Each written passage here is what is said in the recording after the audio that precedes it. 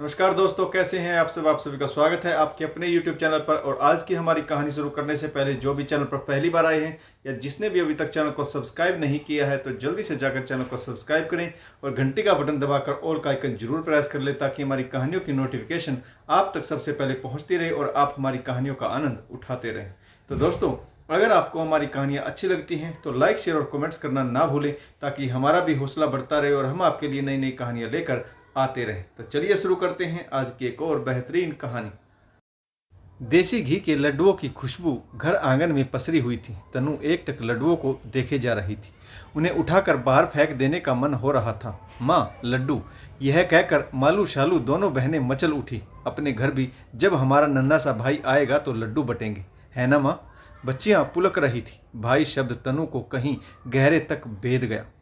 कमोवेश सब कुछ तो है उसके पास, छोटा सा घर, प्यार करने वाला सुदर्शन पति, सुंदर प्यारी दो बेटियां, नहीं है तो बस एक बेटा। बेटे की चाहत तनु के दिल में गहरे बैठी हुई थी। समय के साथ उसकी जड़ें गहरी और मजबूत होती जा रही थी। काश एक पुत्र उसे भी होता। बेटे की माँ का गौरव उसे भी प्राप्त होता। प्रत्येक दंपति को संतान की चाहत रहती है, पर बेटे की चाहत कुछ ज़्यादा ही होती है। तनु भी इसका अपवाद नहीं थी। नहीं खाने लड्डू, फेंको। बेटियों के हाथ से लड्डू छीनती अपने ही संकुचित विचारों के दायरे में कैद तनु जोर से चीखी। बच्चियां सहम गई, आंखों में आंसू आ गए। बच्चियां अपना अपराध समझ नहीं पाई, चुपचाप सिसकती रही।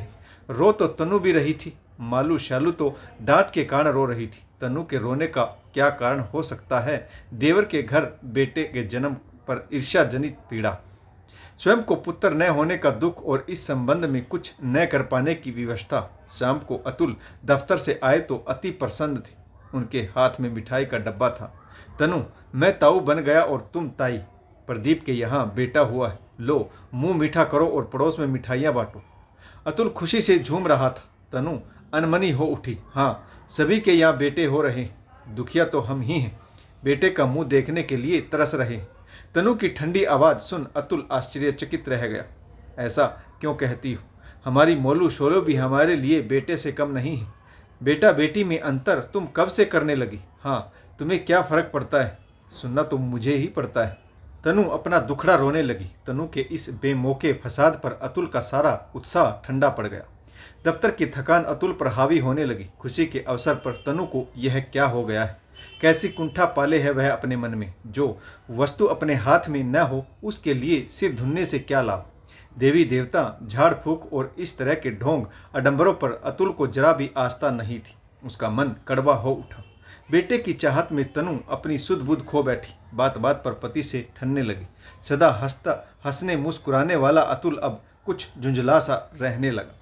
तनु, जो सुगढ़ गृहिणी, ममतामयी जननी और भावुक पत्नी थी, बड़ी उदास रहने लगी। बेवजह बच्चियों को पीट देना, पति से झगड़ पड़ना, छोटी छोटी बातों पर चिढ़ जाना, राई को पर्वत बनाकर रोना धोना उसकी दिनचर्या में शामिल हो गया। घर गृहस्थी की लहलाती बगिया तहस नहस होने लगी थी। हंसता खेलता परिवार एक तनाव में जीने लगा। तनु नीम हकीमों और पाखंडी ओझाओं के घरों के चक्कर लगाने लगी। तनु का ध्यान घर गृहस्थी से बिल्कुल उचट गया। सोचती, बिना बेटे की माँ की जिंदगी भी कोई मायने रखती है? जब भी कोई पूछता आपकी दो बेटियां ही हैं तो वह उबल पड़ती, पूछने वाले को उल्टा सीधा सुना देती। अतुल भौचक्का था। इस विकट परिस्थिति में तनु को सामान्य बनाने के लिए वह क्या करे, उसकी कुछ समझ में नहीं आता था। तनु के अवचेतन मन में जो बेटे की चाहत थी वह अब पलवित पुलसित होकर बाहर की ओर फैलने लगी थी। किसी के घर पुत्र के जन्म की खबर पाकर तनु उत्तेजित हो उठती, सारे घर में कोहराम मचा देती। इसके विपरीत किसी के घर पुत्री के जन्म की खबर पर एक व्यंग्यात्मक मुस्कान उसके होठों पर छा जाती। शायद उस खबर से उसे संतुष्टि मिलती थी। अतुल उसे किसी मनोचिकित्सक से मिलाना चाहता था, परंतु वह तैयार ना होती। उल्टे पति से झगड़ा करने लगती। बेटे की चाहत ने एक मनोरोग का रूप ले लिया। पुत्र प्राप्ति की ललक ने तनु को तरह तरह के अंधविश्वासों के चक्कर में डाल दिया। पाखंडियों के कहने पर वह आए दिन उपवास भी करने लगी। उसका स्वास्थ्य चौपट होने लगा। जो पैसा श्रम घर गृहस्थी में लगाना चाहिए था वह झाड़ फूक करने वालों की भेंट चढ़ने लगा। पुत्र रतन की प्राप्ति का नुस्खा जहाँ से भी प्राप्त होने की आशा होती तनु वहाँ दौड़ पड़ती। लोग उसकी इस दीवानगी पर हंसते, पड़ोसी ने पीठ पीछे उसका मजाक उड़ाती। तनु को किसी की परवाह नहीं थी। उसके जीवन का एकमात्र लक्ष्य था एक बेटे की प्राप्ति। फूल की तरह 2 बेटियों की पूरी जिम्मेदारी तनु पर थी। उसे भुलाकर वह बेटे पाने की आशा में तरह तरह के पाखंडों में उलझ गई। फलस्वरूप बेटियों का स्वास्थ्य गिरने लगा, पढ़ाई में वे पिछड़ने लगी। पूरा परिवार हीन भावना का शिकार हो उठा। अतुल हैरान हो सोचता, यह कैसी मनोग्रंथि पाल रखी है तनु ने। एक बेटे की चाहत में बेटियों की फौज खड़ी कर रहा, कहाँ की समझदारी। इस महंगाई के ज़माने में जहाँ जनसंख्या विस्फोट स्थिति में पहुँच चुकी है, ज़्यादा संतान पैदा करना नैतिकता के विरुद्ध दूसरों के मुंह की रोटी छीनने समान है। दूसरों का हक मारना है। छोटा परिवार सुखी परिवार। हम मालू शालू का उचित पालन पोषण करें, वे ही बुढ़ापे में हमारी देखभाल करेंगी। बेटियों की शादी ब्याह नहीं करोगे, सिर्फ उनकी कमाई खाने का इरादा है। तनु का तीखा उत्तर पा अतुल समझाने का प्रयत्न करता, कमाई तो हम किसी की नहीं खाएंगे। इस बदलते युग में जहां प्रत्येक क्षण जीवन मूल्य परिवर्तित हो रहे हों, किसी के भी आश्रय की आशा रखना अदूरदर्शिता है। रही बेटियों की शादी के बाद की बात, तो समय आने पर उसका भी हल हो जाएगा। वृद्ध होने पर पास की पूंजी काम आएगी और फिर हम तुम एक साथ रहेंगे ही। और फिर ठाका लगाकर अतुल वातावरण को सहज करने की कोशिश करता। क्षण भर के लिए सीमित मुस्कान तनु के नाजुक होठों पर भी छिटकती, परंतु अगले ही पल गायब भी हो जाती। दिन, सप्ताह, महीने बीतने लगे। शहर के दूसरे छोर पर एक पाखंडी महात्मा पधारे थे। जोर शोर से उनका प्रचार हो रहा था। वे व्यक्तियों की अधूरी मनोकामनाओं को पूरी करने वाले कल्पतरु कहे जा रहे थे। उनकी शरण में जो भी जाता मन वांछित फल पा जाता था। भला ऐसे चमत्कारी महात्मा की खबर तनु के कानों तक कैसे न पहुंचती। तनु की मानसिकता वाले अंधभक्तों के बल पर ही तो पाखंडियों की दुनिया रोशन होती। मालू शालू को स्कूल और अतुल को दफ्तर भेज तनु रिक्शे से महात्मा के पास जा रही थी कि रास्ते में अचानक उसकी भेंट अपनी स्कूल की एक सहपाठिन से हो गई। सरला, तू यहाँ? अरे तनु, कहकर दोनों गले मिली। हाँ, मेरे पति का स्थानांतरण इसी शहर में हुआ है। हम दोनों एक ही दफ्तर में कार्यरत हैं। दोनों पुरानी सहेलियां साथ बिठाए कटु मधु प्रसंगों को याद कर पुलकित होने लगी। कहीं जा रही हो क्या? सरला ने पूछा। आज मेरी छुट्टी, यहीं पास ही रहती हूँ, चलो ना मेरे घर। तनु मना ना कर सकी। सरला तनु को अपने घर ले गई। तनु भूल गई कि उसे किसी महात्मा के पास जाना है। घर खूब साफ सुथरा सजा सवरा था। तनु को अपना बिखरा घर याद आया। अंदर कुर्सी पर बैठी सरला की माँ मटर की फलियाँ छील रही थी। अरे चाची जी, आप भी यहीं हैं? नमस्ते। तनु हाथ जोड़े वरदा की झुर्रियों का युवा अवस्था के रूप में सामंजस्य बैठाने लगी। खाना पीना और बातों का जो सिलसिला शुरू हुआ तो समाप्त होने का नाम ही नहीं ले रहा था। माँ तुम्हारे साथ ही रहती हैं? एकांत पाकर तनु फुसफुसाई। तुम्हारे तो 5 भाई थे ना? हाँ थे तो सही, और मैं 5 भाइयों की इकलौती बहन।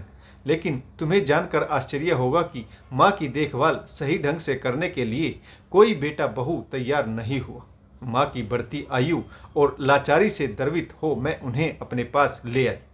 उनकी जिंदगी के जो 2-4 वर्ष बाकी हैं, कम से कम आराम से तो कटें। तुम्हारे पति इसका विरोध नहीं करते? माँ बेटी के यहाँ रह लेती है। रूढ़िवादी मानसिकता वाली तनु की आंखें आश्चर्य से फैल गई।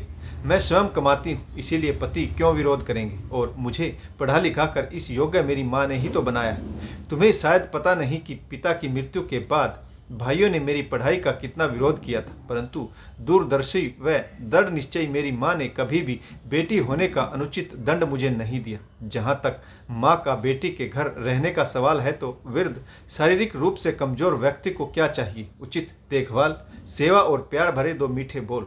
वह चाहे बेटा बहू दे या फिर बेटी सा दामाद। बदलती दुनिया में जहाँ बेटा बहू माँ बाप को अवांछित बोझ समझने लगते हैं, बेटी का मृदु स्पर्श, प्यार भरा आश्वासन उन्हें नया जीवन देता है। अब देखो ना, मेरी 3 बेटियां हैं। तीनों को मैंने पढ़ाई के अतिरिक्त हर तरह की शिक्षा देने का निश्चय किया है। जब वे स्वयं सक्षम होगी तभी तो जीवन में आने वाली कठिनाइयों का सहजता से मुकाबला कर सकेंगी। वे किसी पर आश्रित न रहेंगी, तभी तो किसी का सहारा बन सकती। अब वे दिन लद गए जब बेटियों को बेटों से अयोग्य समझा जाता था। आंखें खोलकर देखो, दुनिया में कौन सा कार्य अक्षेत्र है जो लड़कियों की पहुंच से बाहर है? लेकिन एक बेटा तो होना ही चाहिए। तनु की दलील में पहले वाली तुरसी नहीं थी। होना क्यों नहीं चाहिए, पर ऐसा तो नहीं कि पुत्र की चाह में बेटियों की संख्या बढ़ाई जाए और बेटियों को तुच्छ समझा जाए। क्या अपनी किसी संतान को मात्र इसीलिए प्रताड़ित व निरुत्साहित किया जाए क्योंकि वह बेटी है? जिस बेटी के अभिभावक बाल्य अवस्था में ही उसका मनोबल तोड़ देते हैं, वही बेटी वयस्क होने पर अंधविश्वासी, कुंठित, डरपोक और बात बात पर पलायन करने वाली साबित होती। खैर छोड़ो, तुम सुनाओ, तुम्हारी गृहस्थी कैसी चल रही? कितने बच्चे हैं तुम्हारे? सरला ने तनु से पूछा। यही प्रश्न तनु की दुखती रग थी, परंतु इस प्रश्न से आज वह आहत नहीं हुई। बेटे और बेटी का बड़ा ही सहज और स्पष्ट चित्रण सरला ने किया था। तनु की आंखों पर छाई धुंध धीरे धीरे छटने लगी। उसके पति भी तो 4 भाई, मगर वृद्ध सास ससुर की सेवा करने के लिए कोई दंपत्ति हृदय से तैयार नहीं। पुत्र और पुत्र वधुओं की उदासीनता का ही परिणाम है कि वे आज वृद्धा आश्रम में अंतिम क्षण बिता रहे। कैसा बेटा, कैसी बेटी, संतान को जैसी शिक्षा देंगे उसकी मनोवृत्ति वैसी ही होगी। अपनी बेटियों की कितनी उपेक्षा कर रही है। तनु और अजन्मे बेटे के लिए चिंतित, किंतु उस बेटे की मां बनने के लिए बेटियों की ऐसी अवहेलना। उसका सोया कर्तव्य जाग उठा। मर्ग मरीचिका के पीछे भागने वालों को आखिरकार निराश ही होना पड़ता है। पति व बेटियों के प्रति अपनी उदासीनता याद कर वह सिहर उठी। अब बेटे की चाहत समूल नष्ट हो चुकी थी। अरे 3 बज गई, मेरी भी 2 प्यारी प्यारी बेटियां हैं, स्कूल से आती ही होंगी। इतने दिनों से रुका वात्सल्य बेटियों पर लुटाने के लिए तनु व्यग्र हो उठी। अतुल का मनपसंद नाश्ता भी बनाना है, इसीलिए बगैर विदा की औपचारिकता पूरी किए वह घर के लिए दौड़ पड़ी। तनु की भावनाओं से अनजान सरला अपनी सहेली के उतावलेपन को ठगी सी देखती रह गई। तो दोस्तों, आपको कहानी कैसी लगी और इस कहानी में किस पात्र की भूमिका सबसे अच्छी रही और इस कहानी से आपको क्या सीख मिली, कमेंट्स करके जरूर बताइएगा। आशा करता हूँ कहानी आपको जरूर पसंद आई होगी। अगर आपको हमारी कहानियाँ अच्छी लगती हैं तो लाइक, शेयर और कमेंट्स करना ना भूलें, ताकि हमारा भी हौसला बढ़ता रहे और हम आपके लिए नई नई कहानियाँ लेकर आते रहें। तो दोस्तों, कहानी पढ़ने के लिए आप सभी का बहुत बहुत धन्यवाद। जय हिंद, वंदे मातरम, भारत माता की जय। जय जवान और जय किसान।